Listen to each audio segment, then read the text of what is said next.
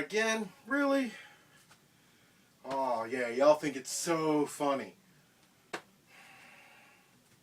Man, we were just starting to have a good fucking time, man. And I didn't even get naked yet.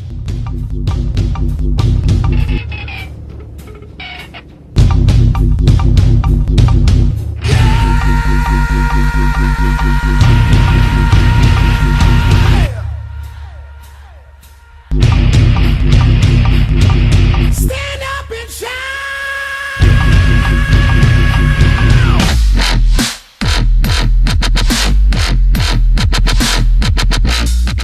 So guys, how's it been going, man?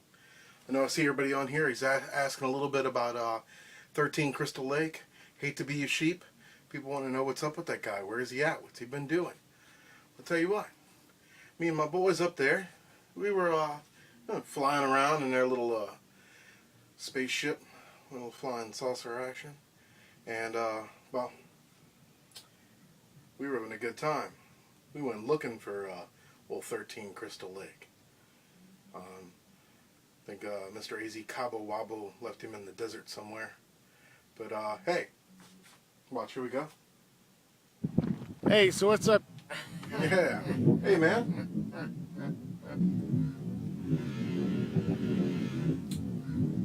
What, flying around, man? Looking for your ass? Yeah? I'm out in the desert, and I'm wearing a pink fucking shirt. Pink shirt, huh? So what the hell are you doing out in the desert? Smoking cock meat. What? Smoking cock meat. What'd you just say? I'm out in the desert, smoking cock meat. That's what I thought. And I'm you wearing a said, pink smoking fucking cock shirt. meat, huh? Well, this guy's out here Anyway. in a pink shirt. Yeah, man. Smoking cock meat. Things are always groovy in a free state. Rock on, man. Keep on Yeah, living right in on, the free dude. world, bitches. Rock on. Catch you on the flip side. Check you later. Much later.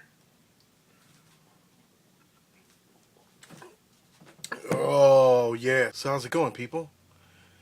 Getting a few messages here. People are wondering, hey, Nola, where the fuck is the movie? Man, come on. Give me some time. Give me some time. I'm actually thinking about releasing a little bit that I have done so far. Do like a movie trailer kind of thing. I'm going to throw it up on the Demon Dog channel. Kaboom! Demon Dog channel. Some of you are going, hey, what's the Demon Dog channel? Well, here. Boom! Go check it out. That's the Elite Demon Dogs. Me and a bunch of other guys do a channel. You should know by now. If not, go check it out. When I release the movie trailer, that's the channel I'm going to put it on. Oh, other than that, everything's been going great. Not really. So, in the news today, we have, Romney's economic plan would raise taxes on 2.2 million black families.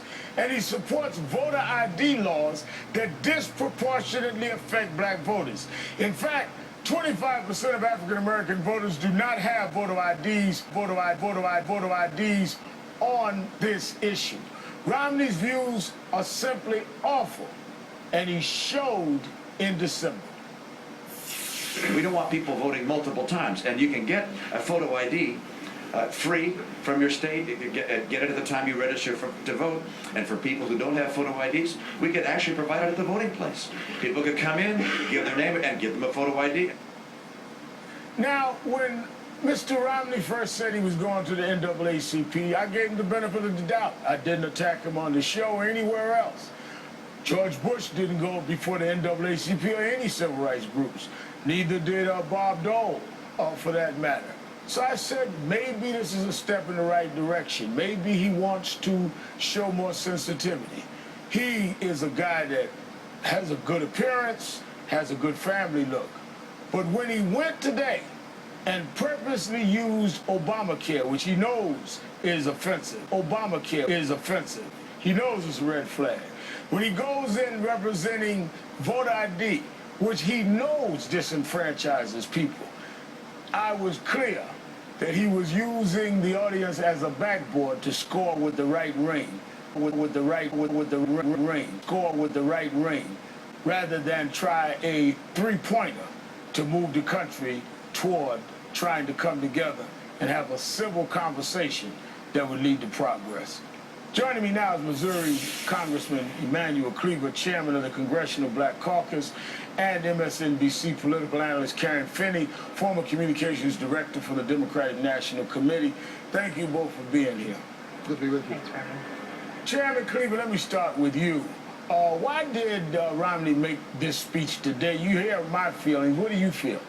Well, I don't know whether there were strategic moves that dictated that this speech be made to the NAACP and that he would then offer some red meat to the base. I'm not sure. I would choose to believe that he legitimately wanted to go to the NAACP.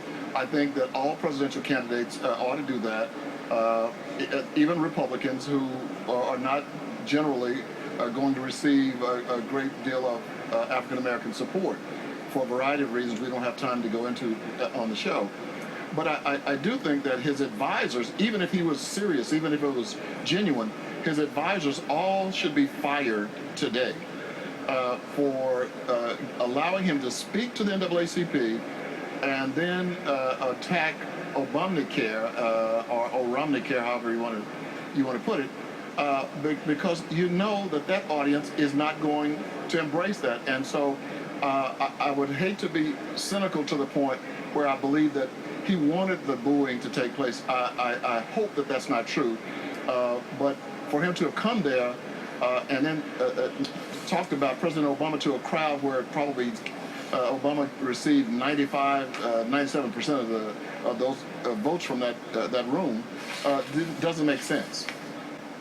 Well, I think, Karen, that Mr. Romney said after the speech that he expected to be booed.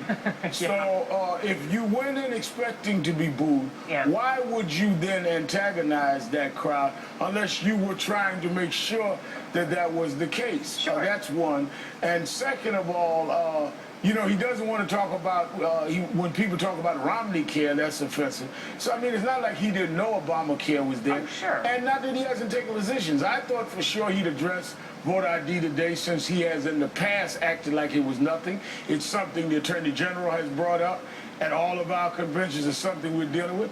Didn't even touch it. Yeah. No, I mean, it's clear that the goal here, the audience here was, you know, Texas, was donors, was independent voters. It was not about the people in the room because, think about what George Bush did when he was a candidate back in 2000.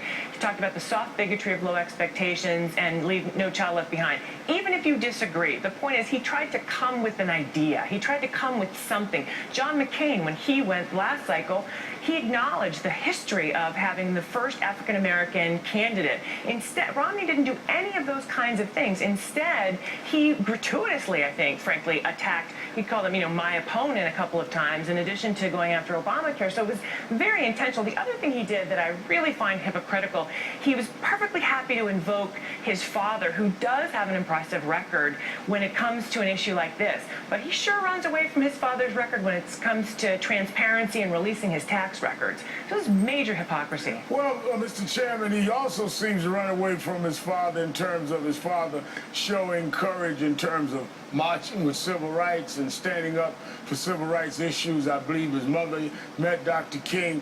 You'd have to ask yourself, is Mitt Romney shown the same kind of outreach and the same kind of risk to go beyond the boundaries that his party has in trying to say to all Americans, African Americans, Latinos, and others, that, hey, I'm willing to help move the country forward? Well, assuming that he was genuine in showing up today, I would have to say that he walked into a room and used this opportunity, this great opportunity, to deal with issues important to African Americans, and then failed. He flunked. He received an F-. Now, I think one of the things that he may be confused about is that you can get a good grade for showing up. You don't.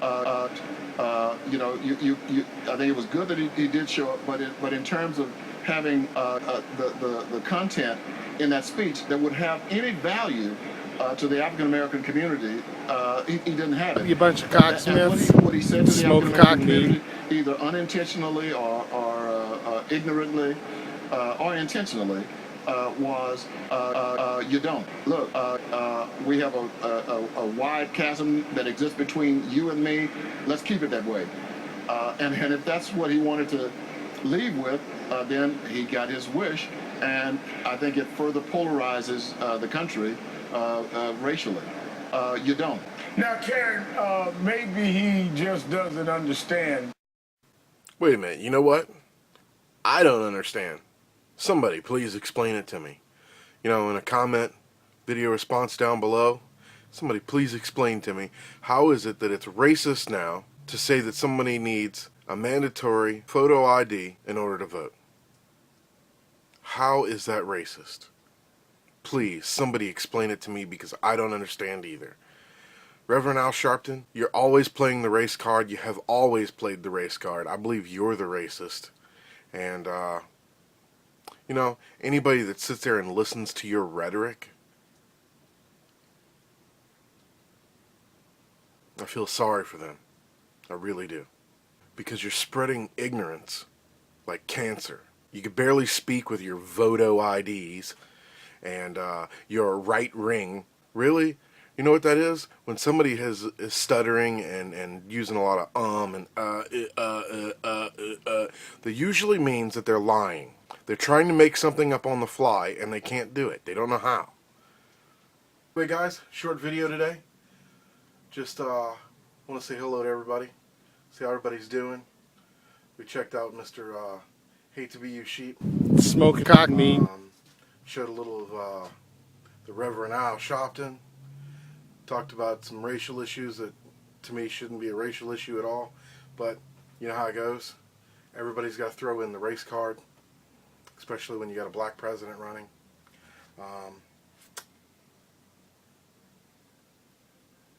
Like I always say, man. Live life like you want. Fun, fun, fun, fun. By God, don't forget to have some fun. Because you know, life just ain't living if you ain't having fun. And always, always, always, always stay cocked, locked, and ready to rock.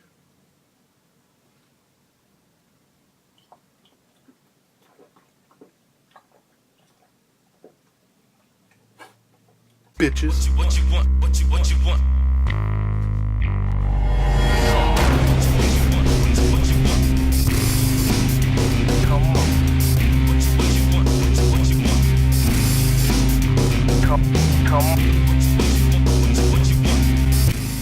Any questions? Come on. What is it, private? How do I get out of this cheap shit out of here? You secure that shit, Hudson.